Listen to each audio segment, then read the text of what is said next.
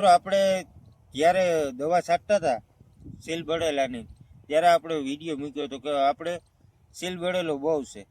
તો મિત્રો એનું રિઝલ્ટ આપણે 100% મળી ગયું છે. કેમ કે હું વિડીયો ઉતારવા માટે થઈ અને 2-5 દિવસ મોડો થયો છે. તે દિવસે આપણે કીધું હતું કે ભાઈ 5-7 દિવસમાં વિડીયો મૂકશું, તો આપણે સમયનો અભાવે વિડીયો નથી મૂકી.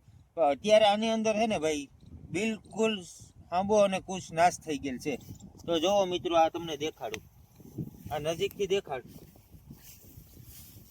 જો આ ત્યારે આપણે છે ને આમાં ઘઉં ઓછા હતા અને સીલ બળેલો ને કુશ વધારે હતી.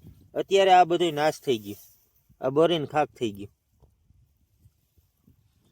તો ખેડૂત મિત્રો, તમારે પણ દવા છાંટવી હોય તો છાંટજો.